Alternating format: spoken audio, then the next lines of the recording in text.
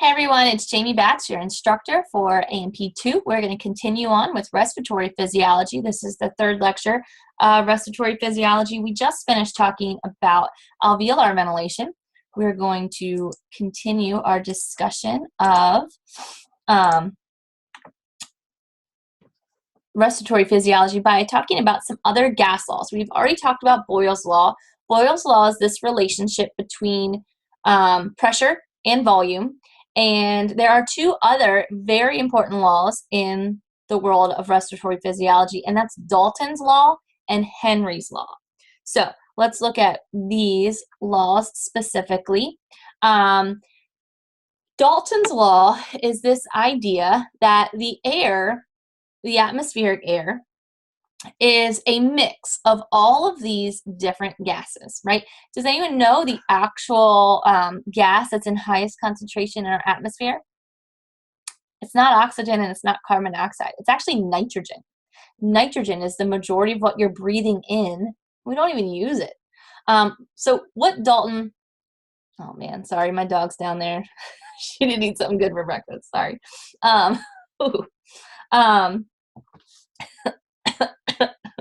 Does that ever happen to you, your dogs? I swear it was my dog, wasn't me. All right. Wow, Lily, seriously.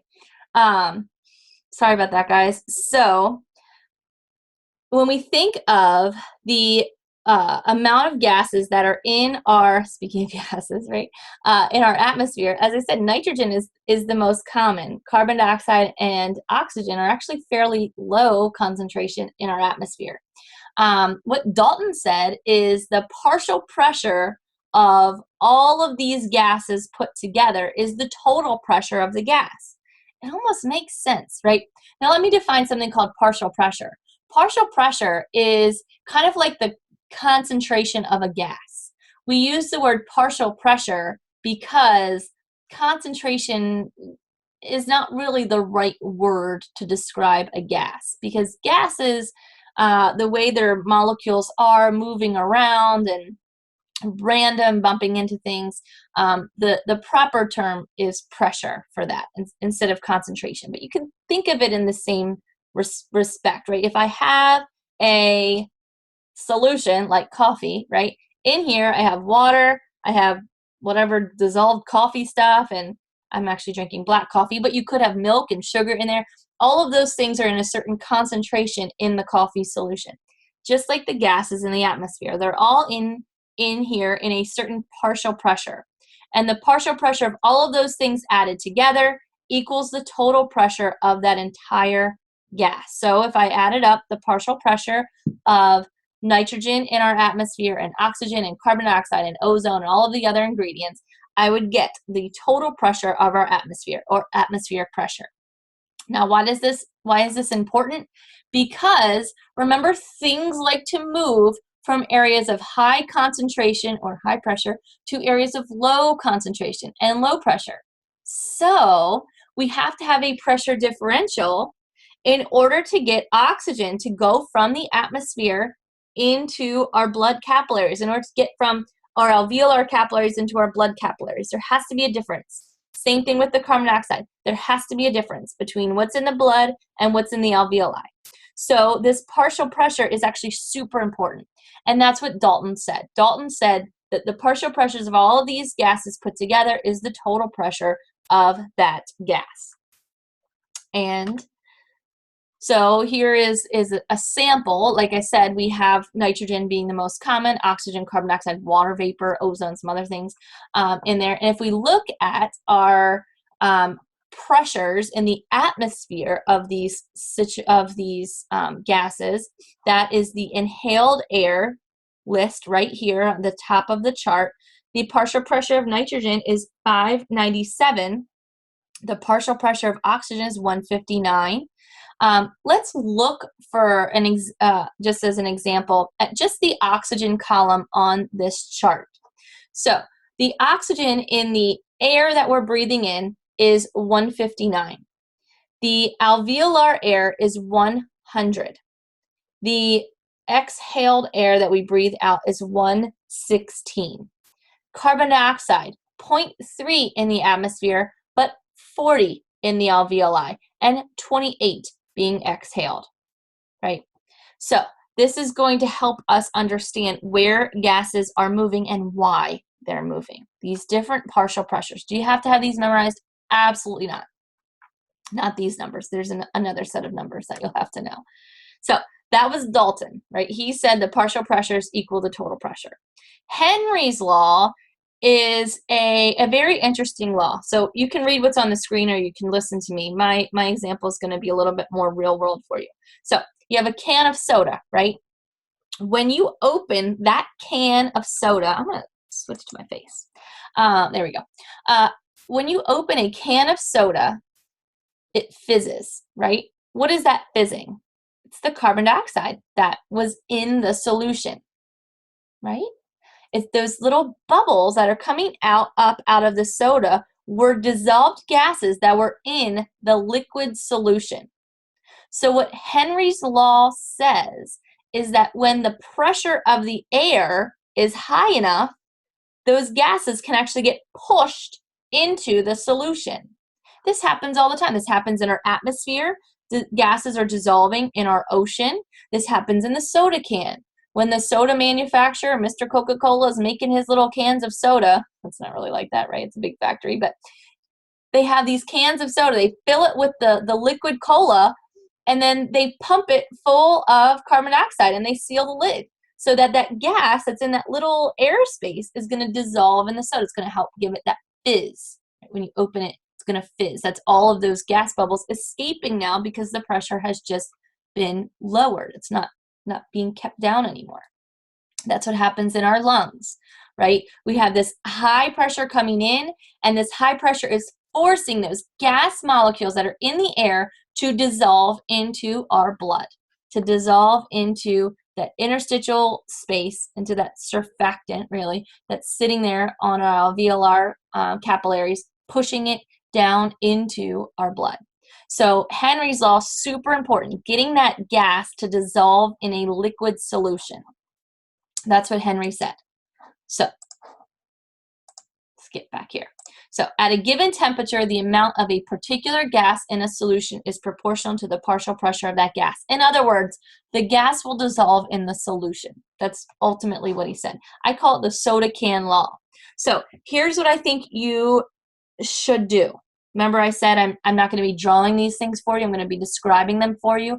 I think you should have a graphic organizer of the 3 gas laws. At the top, gas laws. First line, Boyle's law. Second line, Henry's law. Third line, Dalton's law. Describe what those laws are and then give examples of how they apply to respiratory physiology. All right, so there's 3 things: the actual gas laws themselves and what they are, and then how do they apply. Super important to understand all of this stuff put together. So your little lecture assignment. Pause the video. Do it now. Oh, wait. Just kidding. I'm not going to wait. I'm going to keep going, but you could pause the video and do that. So here is Henry's law in action. The soda can law, as I was saying, the gas under pressure is being pushed into that solution, and then when the lid is removed, the pressure is decreased, so all of that carbon dioxide comes out of the soda can and goes into the atmosphere. That fizz that we love so much. Actually, I don't like that fizz, but some people do. I prefer coffee. So this process of gas diffusion happens during internal respiration and external respiration. Remember at the beginning of this lecture, we talked about external respiration going from the alveoli into the blood capillaries and internal respiration from the blood capillaries into the periphery. So let's look at how this happens. So in external respiration, the oxygen that's coming in the deoxygenated blood that's coming over from the heart, right, from the left or from the right ventricle of the heart being pumped over into pulmonary ventilation, has a partial pressure of 40. The oxygen partial pressure in that blood coming from the heart has a partial pressure of 40. In the alveoli, there's a partial pressure of 100. So guess what? That oxygen moves from areas of high concentration or high partial pressure to low partial pressure. It goes from in the alveoli to in the blood, right? Oxygen is going to diffuse from the blood to the alveoli. Carbon dioxide from that right ventricle is coming over, has a partial pressure of 45. The partial pressure in the alveoli is 40. So guess what? Oxygen is going to go from the blood into the alveoli. It's going to be exhaled. There you see it. Right, respiratory membrane, our pulmonary capillary from our right ventricle coming over to get oxygenated, go back to the left atrium. There's our partial pressures being drawn out for you. So during internal respiration, the oxygen in the arriving blood has a partial pressure of 95 millimeters. The reason that it is lower, if we go back for a second, you'll see that the partial pressure of oxygen in the alveoli was 100. So why is it not 100 here in the oxygenated blood coming back from the lungs? It drops by about 5 millimeters of mercury because the blood from the conducting portion of our respiratory structures is actually going to be mixed with this blood. So the blood from the actual like bronchial veins that are going to feed and supply the lung tissue, that's going to be mixed with this blood that's returning back to the heart. So it gets diluted a little bit from the pulmonary, from the bronchial circulation. We don't call it the pulmonary circulation, we'll call it the bronchial circulation. So in the interstitial fluid, the partial pressure of oxygen is 40 millimeters of mercury. So it's going from 95 to 40. So the oxygen is going to diffuse from the tissues into the blood.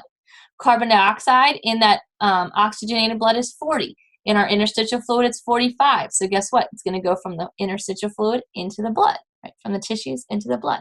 And that's what we would have expected to see.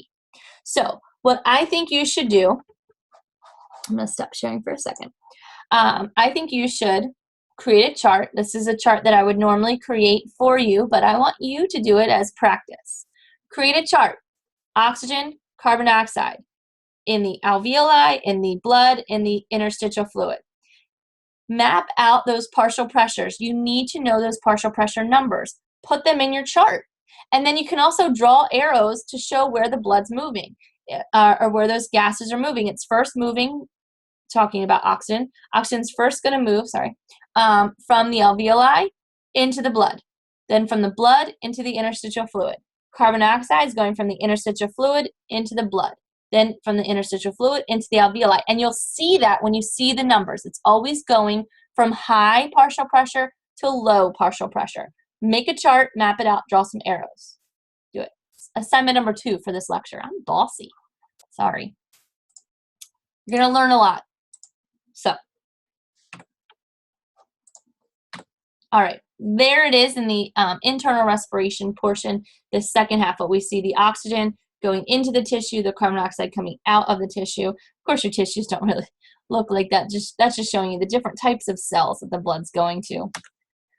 You can pause the video here, go back and review this section. We're going to keep moving through and talking about how this oxygen is transported in the blood. Each 100 milliliters of blood is carrying about 20 milliliters of oxygen. So a very small percentage of this oxygen is actually dissolved in the blood. So the blood itself will actually dissolve oxygen into it. Now remember, oxygen, O2, is a nonpolar molecule. So it's actually more fat soluble than water soluble. So it doesn't like to dissolve in blood, but it can.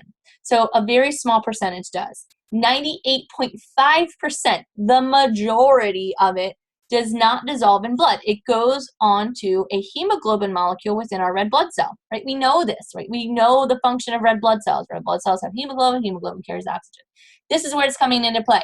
So 98.5% of the oxygen that's in our body is bound to the heme units of hemoglobin. Each of the 4 proteins, the globular proteins on the hemoglobin, has a heme unit. Each hemoglobin can reversibly bind to up to 4 oxygen molecules. When it does that, it's called oxyhemoglobin, HbO2. So a hemoglobin bound to oxygen is called oxyhemoglobin.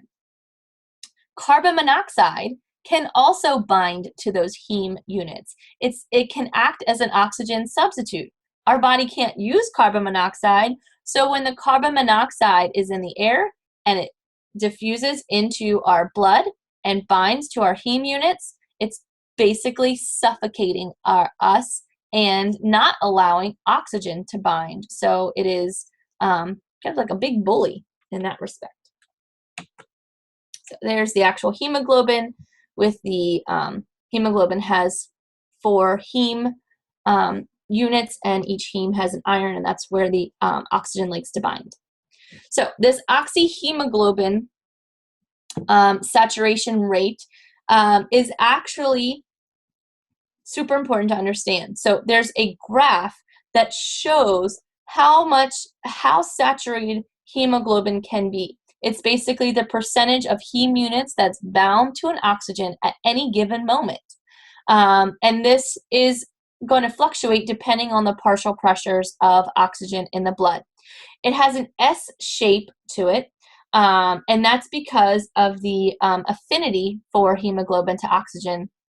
It's going to increase till it reaches a certain plateau, and when hemoglobin is more than 90% saturated, it plateaus again. So you'll see this on the saturation curve. It's on the next couple slides. So some examples of some particular points on this oxygen hemoglobin saturation curve. You have at a partial pressure of 95 millimeters of mercury, hemoglobin is at 97% saturated. This is the blood that's going to the body tissues. When the partial pressure is 40 millimeters of mercury, this is the blood that's leaving the body tissues going, in the venous system, it's still 75% saturated. So this is why I never liked the term deoxygenated blood when we were talking about the venous system. The venous system has blood that's saturated at 75%. That's crazy, right? Which means, in essence, you should be able to hold your breath, not be able to breathe in any oxygen, and still maintain proper oxygen levels in your tissues for a few minutes, right? So substantial oxygen reserves are in our venous blood, even though we tend to call it deoxygenated blood. It's a misnomer. When the partial pressure of oxygen is 20 millimeters of mercury, like in active muscle tissue where there's lots of metabolism going on, this is going to be large amounts of oxygen being used up in that tissue.